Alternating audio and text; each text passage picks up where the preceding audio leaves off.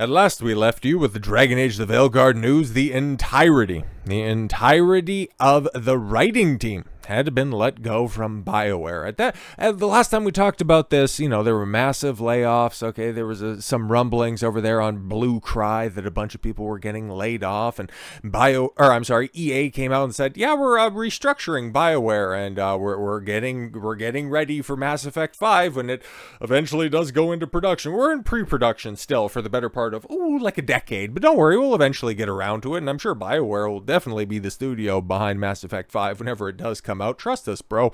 We don't have a legacy of shutting down studios for underperforming, but no, it's funny, right? Because, BioWare lets go of everybody who worked on the abysmal character, story, plot writing for the Veilguard, and Sucker Punch goes and picks up a bunch of those hacks. But that's another story for a previous time. If you want more on that, I released a video earlier today talking about that garbage. But we're going to be focusing on the other people that were working on Dragon Age, okay? Specifically how, there's not going to be another one, so why would you go ahead and keep anybody around who caused the franchise's ultimate failure? Dragon Age is not dead yet because it's yours now. Former BioWare writer reassures fans EA BioWare owns the IP, but you can't own an idea. Yeah, guess what? Because it's not a gaming franchise. It's an idea. The future doesn't look very bright right now, but Cheryl Chi says a Dragon Age is bigger than just the video games. No, it's a video game. Okay, that's the thing about this. Okay, you guys made a great franchise. Okay, like a long time ago with Dragon Age Origins, and then you fumbled it a little bit with Dragon Age 2. But Inquisition was a actual return to form. Hey, reviewers out there who wanted to say that about Veilguard, how that was a return to form for Dragon Age. Inquisition was actually beloved, and people actually did play that. And even when Veilguard was coming out, it had sometimes better player counts than that. But no, letting you know that the IP is now out there in the wild for you to do whatever you want just kind of lets you know that, all the great stuff from BioWare, it's not exactly long for this world, and it's going to get repurposed out there because all of the hacks that were in charge, kind of drove this shit directly into the ground. And so if it's in the hands of the fans, does that mean that it's going to be in a better place? Well, if you're fans of the original, of Origins, that you can still go back and you can just mod to your heart's content, so it looks like a true modern video game. Okay, now I'm not talking written like one. Okay, because nobody wants that, obviously. Like the Veilguard shutting down in less than 4 months is proof positive of that. But if we're talking about Dragon Age in the hands of modern fans, I mean, take a look at what these modern fans are doing right now. And shout out to Mahler and EFAP over there. And I've made reference to this before, that the Dragon Age the Veilguard supercut by, I think it was Joe Danger, right? Like he does the gaming supercuts. It was fantastic. It's hilarious, full of memes, highly edited, some great stuff that's over there. It got temporarily taken down for being hit with hate speech. Another one of these targeted campaigns when Mahler put out, what was it? I think it was the Star Wars video that he did, Star Wars Can't Grow Up, about Ahsoka's episode 5, season 1, with evadered, it's red. He's the clip of one of those hack reactors that are out there that are super excited. The Disney shell, Star Wars shell, like that. And her simp fan base, tried to get that video taken down. We can't get him taken down for X reasons, so we'll just go after him for hate speech, which is just baffling and wild. But I guess those Dragon Age weirdos were successful, at least for a little while, because I didn't even notice that it was taken down. And I watched it, I think, over this weekend. I ran it back a little bit, but the fact that it was even taken down for a small period of time is absurd. It's gameplay, it's memes, as is the most inflammatory part of that supercut, obviously. But whenever it's focused in on Metal, Little Platoon, or Mahler's gameplay, it's just dissecting how awful the writing is and how superfluous and superficial all of the character creation stuff is. I guess that was hate speech, but thankfully, it ended up getting dealt with. YouTube actually did the right thing, fix that up here real quick. It's kind of like how Wizards of the Coast ended up swooping in and taking care of Corrine Busche, who is becoming patently obvious, was kind of lying. It was just like Alyssa Mercante. No, I'm not. I didn't get fired by Kotaku. Okay, I didn't get laid off. No. I quit. I'm pursuing bigger and better opportunities. Yeah. Corrine Busche, going from leading a team on a premier IP at one of the most prestigious studios in all of gaming, going off to working for an offshoot of one of the most maligned companies in the world. Okay. Dragon Age Veilguard director Corrine Busche, hired by Wizards of the Coast for Skeleton Key Studios after leaving BioWare. Yeah, that's kind of one of those life raft gigs where it's like, okay, cool. I guess if you have like a big passion for Magic the Gathering, working for Wizards of the Coast, Skeleton Key Studios, which I'm not even sure the stuff that they've worked on before, but you know, Wizards of the Coast, they have a reputation. And Corrine very much aligns with what they're very proud and supporting, so maybe that is the bigger and better opportunity, but I kind of got to press X to doubt, especially in the coming days when a bunch of other people and EA came forward and said, yeah, BioWare's restructuring and we're letting go of a bunch of other people. In a move that has sparked immediate controversy and proved that it is more than possible to fail upwards in the gaming world. Yeah, exactly. We see this time and time again. It's just like Hollywood, okay? Hell, it's just like all of entertainment. Nobody fails out now. That's why shit just really hasn't advanced all that much in like a decade and change. It's pathetic. Wizards of the Coast has reportedly hired Dragon Age the Veilguard director Corrine Busche to work at its newly formed Skeleton Key Studios.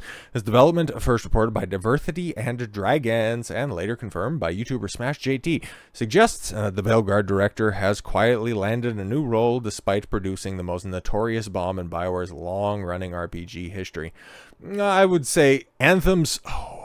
Is Anthem a bigger failure? It lasted a little bit longer than the Veilguard, and its legacy of a disaster is probably, like, if we get out of the whole recency thing, like, Anthem's probably going to be a bigger bomb, but still, I don't want to detract from just how atrocious Veilguard is. Anyways, Busche left BioWare shortly thereafter, claiming that it was a voluntary move. This came just before BioWare gutted the entire studio, laying off most of the activist writers, well, all of the ones that worked on Veilguard, who worked under Busche on Veilguard. Yes, according to Smash JT, an anonymous source within Wizards of the Coast discovered Bush's name listed in the company's Eternal Teams organization chart, confirming the hire before any public announcement was made. The source reportedly expressed great frustration over the hiring.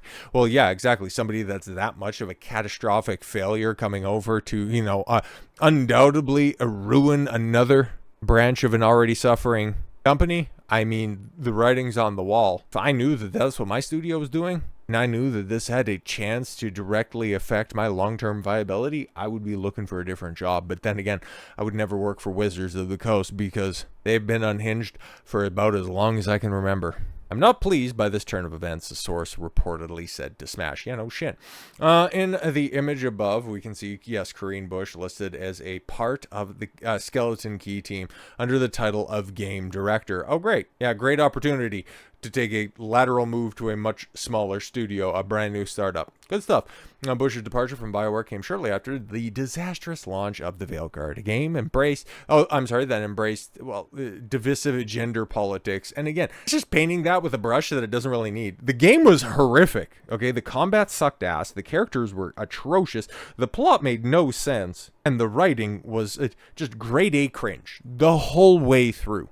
Sure, a lot of it had to do with Tosh and sitting down and discussing, okay, I'm non-binary, and then talking about how pronouns, misgendering somebody is, just one of the most egregious thing you can do while the world's ending. But to say that it was just bad because woke, dude, you're missing so much more than that, and that's why I despise any type of that criticism. Outside of just... It's a shitty game that you have to play when you're in content creation, when you're in YouTube and stuff like that, having to put woke and nuked, destroyed, bombed in titles. I think you guys know, if you've been watching long enough, like the substance that I try to put into videos is a far more comprehensive than just, quote unquote clickbaity titles. It's a game that you have to play because that's just the way that YouTube goes. Okay? I'm not big enough to just drop down a simplistic, straight to the point title.